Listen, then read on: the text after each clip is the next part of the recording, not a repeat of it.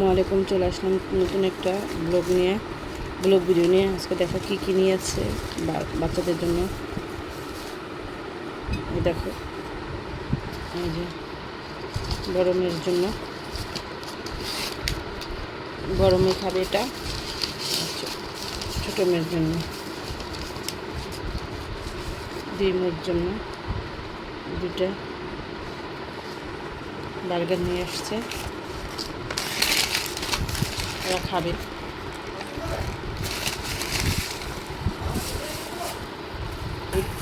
আর ফল নিয়ে আসছে বাচ্চার জন্য, বড় মেয়ের জ্বর, এই কারণে।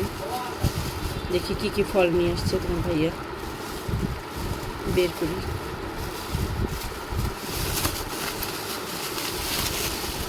আনারস, পাকা একটা আনারস নিয়ে আসছে বাচ্চার জন্য। আর এই আমগুলো নিয়ে আসছে মেয়েদের জন্য। আমার ভাইয়া খেতে পারে না, এর জন্য মেয়েদের জন্য শুধু নিয়ে আসছে আম। এগুলো যখন কেটে দিব বাচ্চাদের।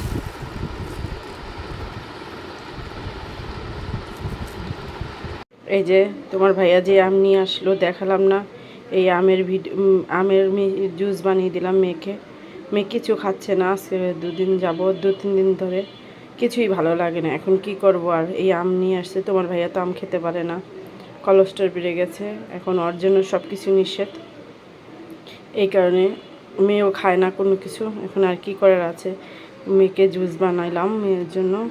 এই যে রাতের বেলা আজকে এই যে জুস বানিয়ে নিয়েছে, এখন দিব এটাকে খাওয়ার জন্য। রাতের ডিনার আর কিছুই খাবে না। আর এখন আরেকটা ফল কেটে দিব, দেখি কি খায় সে।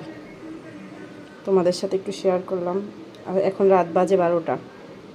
এই সময় আমি জুস বানিয়ে নিলাম মেয়ের জন্য। নিয়ে আসলাম মার্কেট থেকে একটা পোছা, ঘর পুছিনের জন্য, আর ড্রেস, বোরখা তোমাদের সাথে শেয়ার করতেছি। দেখো, আসলে খাবার নিয়ে আসছি, ঝাড়ু, এই 3 পিসগুলো নিয়ে আসছি। দেখো, এই একটা 3 পিস, এই দেখো, এটা আরেকটা জিনিস,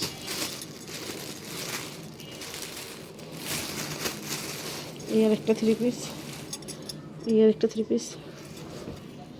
দেখো, আমি এবার সুতি ছাড়া পরতে পারি না, একদম পিওর সুতি 3 পিসগুলো নিয়ে আসছি। এই আরেকটা, এই যে 3টে 3 পিস নিয়ে আসছি। এই দেখো, 3 রকমের 3টে 3 পিস। কেমন হয়েছে অবশ্যই জানাবে। এই দেখো, 3টে 3 পিস, সাথে এই বোরখাটা নিয়ে আসলাম কিনে। এই দেখো, দেখেছো, এই বোরখাটা কিনে নিয়ে আসলাম। এখন যে কেমন হয়েছে অবশ্যই জানাবে, আমার বোরখাটা কেমন হয়েছে। এই তোমাদের সাথে আর কিছু শেয়ার করতে পারলাম না, মার্কেটে গিয়েছিলাম আর কিছু দেখাতে পারলাম না। আর পরবর্তীতে কিছু দেখাচ্ছি তোমাদের। আজকে কী রান্না করলাম সেগুলো তোমাদের সাথে শেয়ার করব।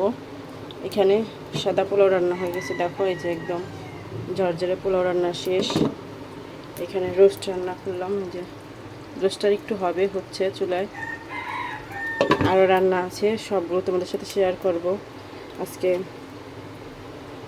কতদিন ধরে রান্না করতেছি, মেয়ে কিছুই খেতে পারে না, শরীর অনেক খারাপ, এই কারণে আজকে দেখি এগুলো রান্না করে বাচ্চা খেতে পারে কিনা।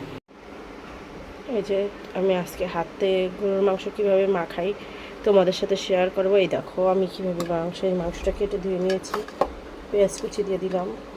পেঁয়াজটা আমি সাধারণত বেশি দিই না, অল্প কমই দিই, কারণ বেশি দিলে মজা লাগে না গোস্তের। এই হলুদ দিয়ে দিলাম, হলুদ গুঁড়া 1 চামচ, আন্দাজ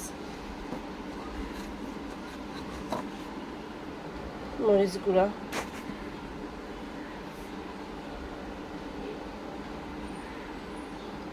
দুই চামচ আন্দাজ। এখন সামান্য একটু জিরা গুঁড়া দিয়ে, আস্তা জিরা দিয়ে দিব। আমি এবার আস্তা জিরাটা দিই। এই দেখো, আস্তা জিরা।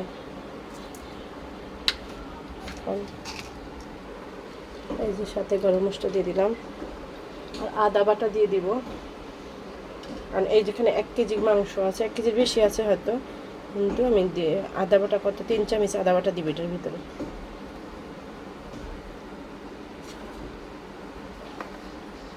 এক, দুই, তিন, 3 চামচ আদা বাটা দিয়ে দিলাম। আর এখানে যে জয়ফল জয়ত্রী গুঁড়া করে রেখেছিলাম সেটা দিয়ে দিব, কারণ জয়ফল জয়ত্রীকে গুঁড়া না দিলে ভালো লাগে না খেতে। গুঁড়া করা জয়ফল জয়ত্রীকে আন্দাজ মতন দিয়ে দিলাম, গুঁড়া করা ছিল। এখন এগুলো একসাথে ভালোভাবে মাখিয়ে নেব। এভাবে চটকে ভালো মতন, এটা পারলে এইভাবে মেখে আধা ঘন্টার জন্য রেখে দিবে, কারণ মাংসটা যদি আধা ঘন্টার জন্য রেখে দাও ম্যারিনেট করে, তাহলে ভালো লাগবে খেতে। এই মশলাটা সব ঢুকে যাবে। সাথে লবণ আর তেল দিয়ে দিলাম পরিমাণ মতো।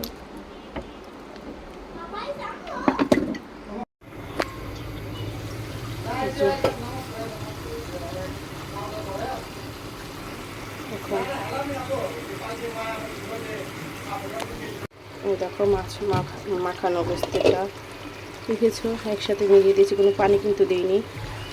দেখো কালারটা কত সুন্দর আসছে মাখানো গোস্ত। আমি এইভাবে মাখিয়ে গরু মাংস রান্না করি, ভালো লাগে খেতে।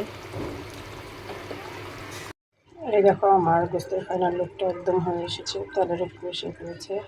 কেমন হয়েছে অবশ্যই জানাবে। আর কি কি রান্না করলাম সবগুলো তোমাদের সাথে শেয়ার করতেছি। আজকে কী কী রান্না করলাম তা তোমার সাথে শেয়ার করবো। দেখো এখানে রোস্ট রান্না করেছি, এখানে কাবাব রান্না করেছি, এখানে চিকেন রান্না করছি, গরুর রেজালা, সাথে সাদা পোলাও, যে সাদা পোলাও, আর সাথে সালাদ। আজকে এগুলো সব রান্না করলাম।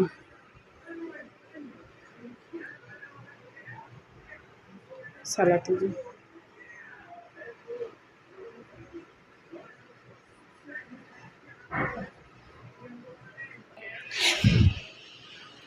তোমরা যে যেখান থেকে আমার ভিডিওটা দেখছো অবশ্যই কমেন্ট করে জানাবে কেমন হয়েছে আমার রান্নাবাড়ি। শুধু তোমাদের সাথে আমি গরুর মাখানো ভুনাটার রেসিপি শেয়ার করছি, আর এগুলো কিছু শেয়ার করিনি, কারণ এগুলো আগে দিয়েছি। এই কারণে শুধু তোমাদের সাথে শেয়ার করলাম কী কী রান্না করেছি সেইগুলো। আজ এ পর্যন্ত, তোমরা সবাই ভালো থাকবো, সুস্থ থাকবো। আসসালামু আলাইকুম, আল্লাহ হাফেজ।